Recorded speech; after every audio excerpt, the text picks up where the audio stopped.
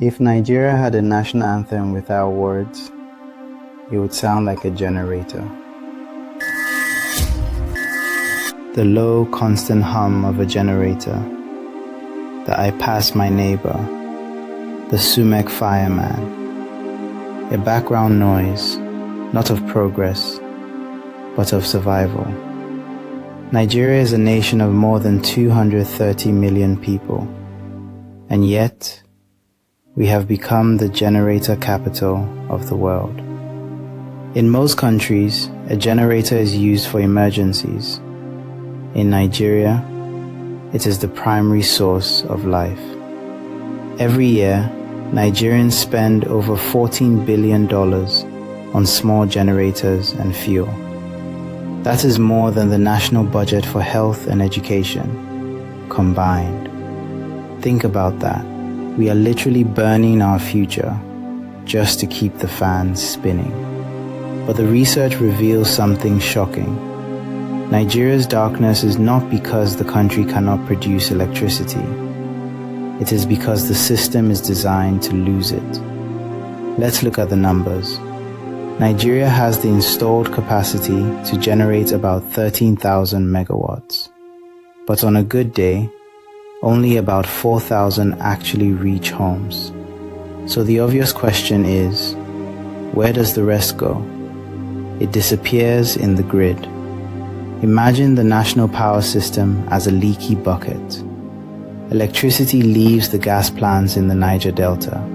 It travels hundreds of kilometers through aging transmission lines, through overloaded transformers, through a network built more than 50 years ago.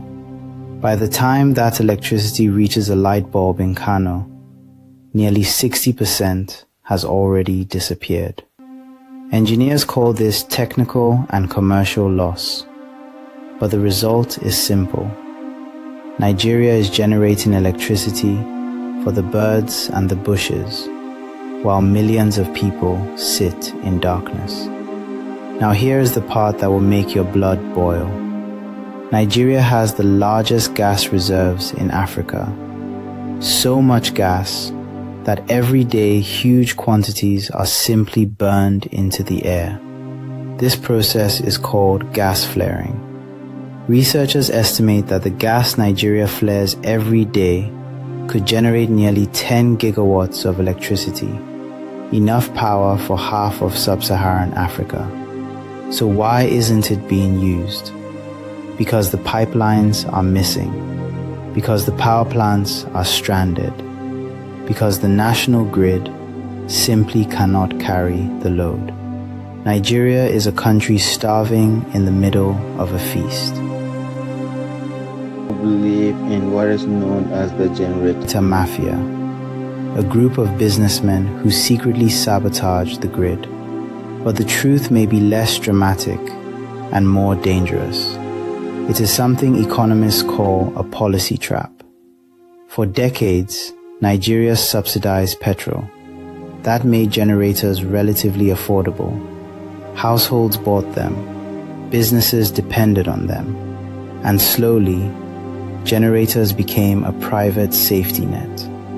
Because people could generate their own power, the pressure to fix the national grid gradually disappeared. Nigeria chose a million small solutions instead of one big system.